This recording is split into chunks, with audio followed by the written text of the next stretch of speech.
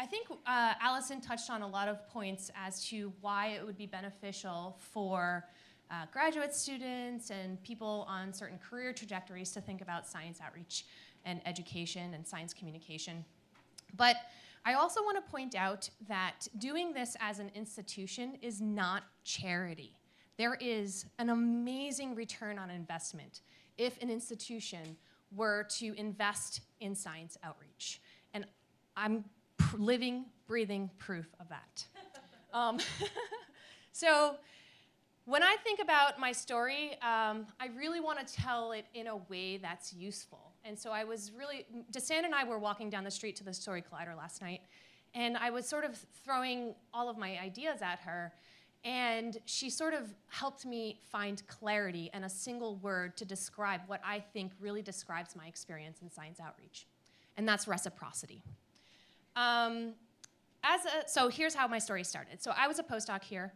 I spent a lot of time in the lab, and I also spent a lot of time doing SciComm stuff, doing outreach stuff. I volunteered for the BioBus. Lou and I and another couple of colleagues, we would do this discussion series called Spot On NYC. It was Science On NYC, and then they were like, oh, you can't use that word. So we went to Spot On NYC. And we were just engaging with communities in ways that brought people together on this campus in really unique and creative ways. And one of the beauties of Rockefeller is that they kind of like let you do what you want to do as long as you're not interfering with anybody else's dream of doing what they want to do. So it's pretty great. And so I knew I wanted to continue my career in SciComm and outreach because those experiences were really transformative for me. And I also knew I wanted to stay at Rockefeller. So I made a Hail Mary pitch to Mark Tessier-Levine, who was the then president. And I laid out all of these initiatives around science communication and outreach. And I said, and I would like to be the person that does this. Wink, wink, right? And he was like, oh, sounds good. We have an open position right now for a science outreach program. You should apply for it. And I was like, oh my God, what timing. It was amazing. Hold on, here we go. So within like 3 days, I was now the director of science outreach at Rockefeller. I was like, oh my God, what do I do with this? But I wasn't the first person. So we actually had an outreach program. It was started in 1992 by this awesome lady, Bonnie Kaiser. Many of the West Coasters may know her, right? So, and she ran something called a Summer Science Research Program for high school students, which is where we take a small portion of high school students that are top of their class and bring them in for 7 weeks, and they do some sort of research with one of the labs here all over Rockefeller. And I thought that was a really great start, but I knew that those kids that were already science interested, they were already being coached by parents that were really invested in their time and invested in their futures, were maybe not the kids that could really use the science outreach.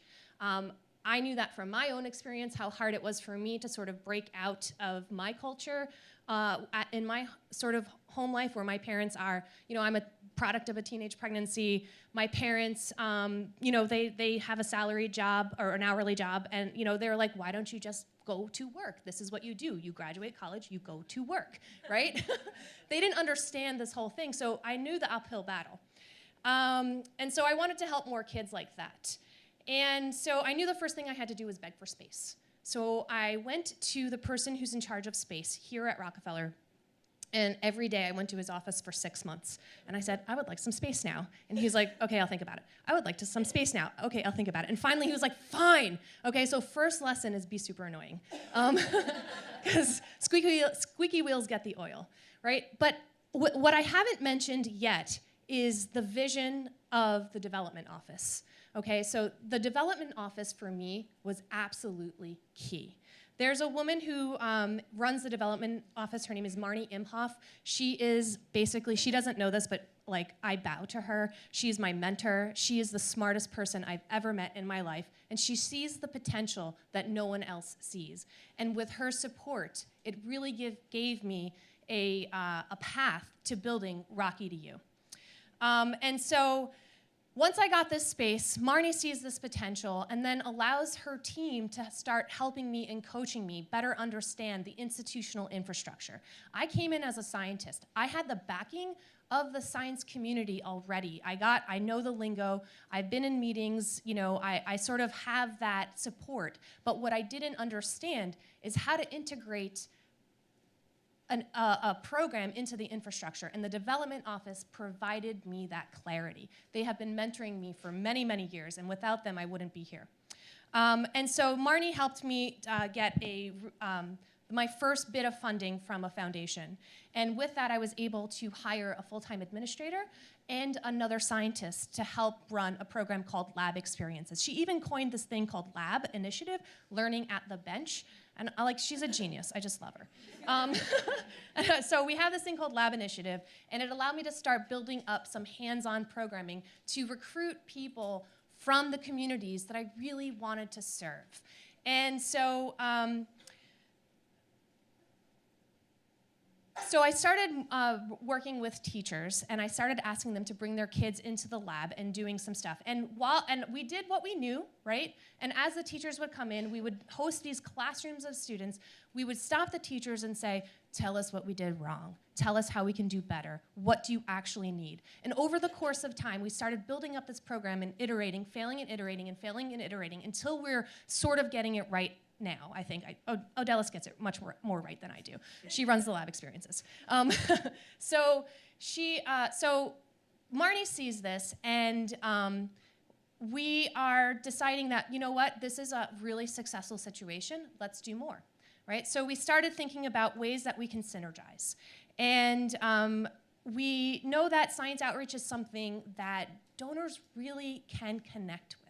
Right? So I started doing these things with the development office where I would attend some of these really high-end development events and talk to the people there and sort of get them interested in the way we are approaching science outreach at Rockefeller. And that allowed them to sort of have a better insight into how they, or if they might want to add support to the science here, right? And so we started doing this thing called Science Saturday, which is a festival for families around the New York area. It's just a one-day thing. But it's a really big endeavor, and it allows us to recruit new donors to the campus. They see the campus, they see the scientists. We have about 35 to 40 different science stations run by actual scientists. And by the way, what happened with Science Saturday is that it created a sense of community on this campus that was never really fully realized prior. So people are coming out of the labs, the woodwork of the labs, to do this thing, and they're saying to themselves, I've never interacted with my colleagues the way I interact with them. When I interact with them in a lecture setting, it's really this very dry situation. But when I'm doing this as part of science outreach, what I'm doing feels so fulfilling. It feels so great. I feel so inspired, and I feel so energized. And it creates this happiness, which I think is really important. So the reciprocity is there for the scientists in giving them that happiness that they might be craving, even though they're killing it on nature papers and science papers and faculty positions. This place is intense with science, but there's still that sort of emptiness, and science outreach really helps them to fulfill it. And so we started really building out more and more and more. So working with the development team, we're using science outreach to bring in donors. We're using science outreach to train graduate students on how to teach, how to mentor. We have this whole thing on mentoring. We train graduate students on science communication skills. We're helping them get jobs, right? So this is the reciprocity. They come and they volunteer and they do stuff for us, and then we, in turn, help them along their career trajectories. We are helping faculty. They now see the value that we can give them in terms of how they can approach their science. We are allowing them to write really rigorous, broader impact statements. We are allowing them to contribute to other types of community engagement and outreach where they're actually fulfilling something, not just doing it out of the goodness of their hearts, but they're meeting some criteria that they had to meet that they didn't necessarily have a mechanism for. I also want to point out that The reciprocity doesn't just stop with, working with development. It doesn't just stop with graduate students, postdocs, and faculty. The reciprocity is also really important here with our support staff. I don't know if you've noticed me like high-fiving our custodians. I don't know if you've noticed me hugging, the people doing our catering. It's because they see also science outreach as a mechanism for their families to be involved. And I'm always inviting them to participate and supporting the students or their children or their families in some way. And because of that, and because we are an organization that sort of operates with a really small budget and kind of under the radar of a lot of things, I need a lot of favors to make this stuff what it is, right? And so when I do these things for the custodial staff or the catering staff or the teams that are working behind the scenes, and I'm like, oh my God, I need like XYZ set up like tomorrow, I'm sorry, they're like, we got you, right? And that helps us run really smoothly too. So I think it's really important to recognize that. And so lastly, one of the other ROIs that I think the institution has experienced through the work that we're doing in science outreach is this sort of community relationship with the New York City government and policy positions. So I don't know if you've noticed, but we have this new building being built, which is like a segment of 19 giant things that got sort of, it's like a 20-floor skyscraper, but instead of being like this, it's like on top of the FDR. It was actually really incredible. They like lifted it from a barge in 19 segments and like dropped it on top of the FDR in these like little Lego segments. But in order to get the permit for that is a capital improvement for this university. In order to get the permit for that, they had to prove to the New York City offices that they did community engagement and that they were serving the community. And guess who provided the numbers for them? Me, right? And so this is a really important aspect that we're not necessarily always talking about. We always want to frame science outreach as how we can help the community, how we can help graduate students, how we can help postdocs. We're never really thinking about it, at least in my conversations with others, we're not always thinking about it in terms of like, how can we leverage this to help the university or the institution that you're working in, right? And so I just wanted to point out that the ROIs for the university are many and can be leveraged in really smart ways, and I think we need to add these to the conversations. I'm gonna just end in 1 second and say that my amazing colleagues from the development office are here. So Ainsley, Emma, Pam, and Lisa, right here in the front row. They're gonna hang out. Yeah. No, these people are amazing. They've taught me, if you think that this event went smoothly, it's because they taught me how to do it, They're amazing. And they're hanging out for this morning, so if anybody wants to talk about how to leverage development or how to think about development in your context, they're gonna be hanging out ready to brain dump on you if that is something that you wanna talk about. So I'm gonna leave it at that. Grant, how are we with time? 2 minutes. Great, so if anybody wants to hand over some questions, I'm happy to take them. Okay, Dagnia.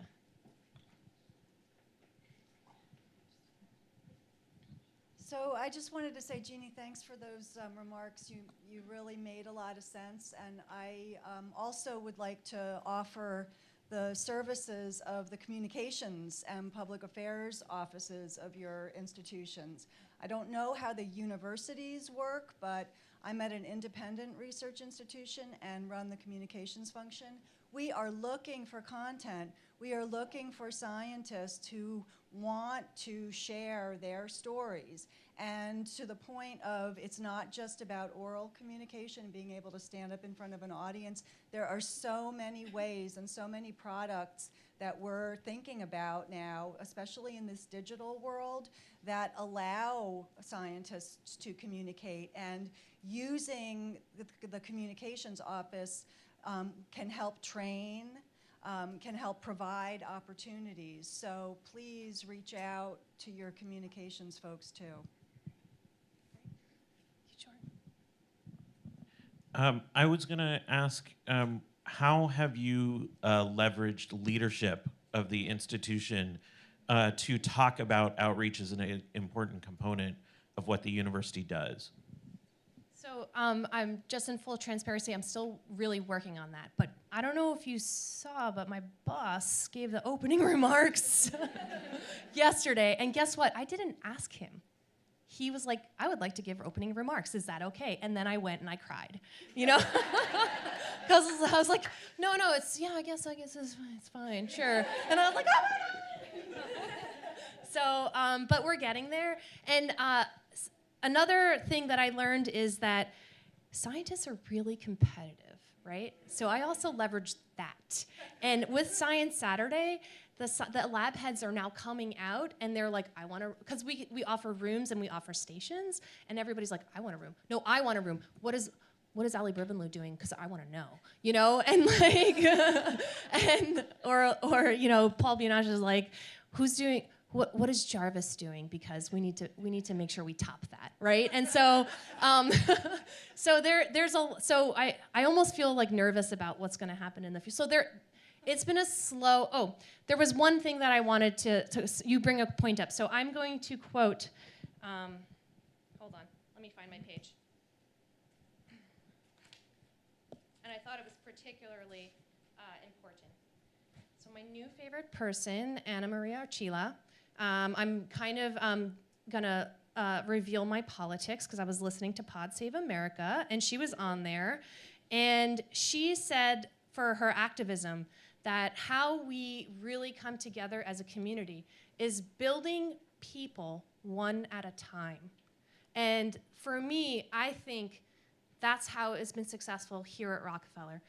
I've been building people one at a time. I've been having coffee with everybody I could have coffee with, you know, figuring out ways we can synergize. And it's been a long haul. I've been doing this for 6 years, and we're finally on the radar of people. And I think it's important to recognize that it will not happen overnight. It takes a lot of investment in the people power. Hey, Sarah Kobilka from the University of Arizona STEM Learning Center, and I really liked your idea about the custodians and talking about bringing their families to your Saturday events. And when I talked about backward design and who's at the table at the beginning, maybe that's a way to get your audience, and maybe you don't have a custodian sitting at your planning meeting, but what a great opportunity to bounce ideas off of somebody to see what that desired audience, how they might respond. Do you ever do that?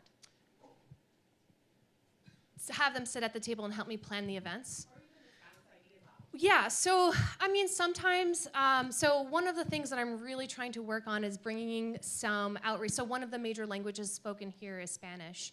And I'm really trying to figure out how can we do a Spanish-speaking outreach. I'm not fluent. I can understand. When Edwin was like, clap once, I was like, okay, I know that one, right? You know, but I will not answer anybody. You know, so it's and I think Kyle sort of mentioned that just because you know somebody is fluent in a language doesn't mean that you understand the culture, right? And so I also just want to acknowledge that. They're not necessarily at the table in the planning, but I do talk to them about like, what are the challenges that your student is facing? Like, tell me about William. Does he like science? What does he like? And then I might do something like, oh, I know William likes to build things, so I have this little kit in my lab that I'm like, you know what? It doesn't matter if it's missing. Here, give this to William. You know, and so those small things is what I do, but I'm not necessarily saying, come here and let's brainstorm about how I should plan an outreach event, but maybe this is something I should do. Yeah. Prime fair. Can we? Well, it's your conference. Maybe, I don't know.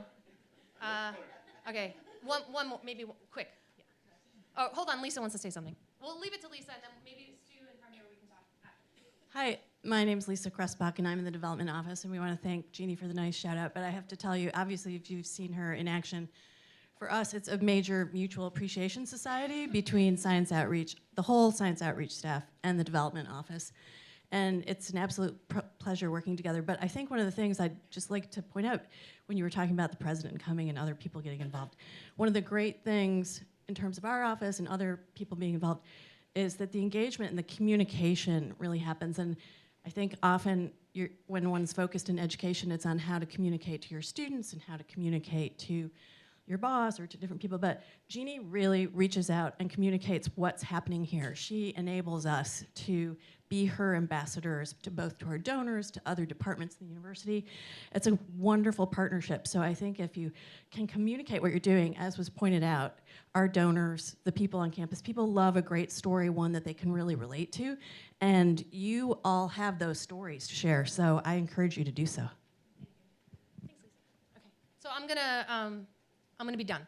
Okay, Nikki, this is like how I tell my mom that I want to be off the phone with her. I want to be done now. Okay.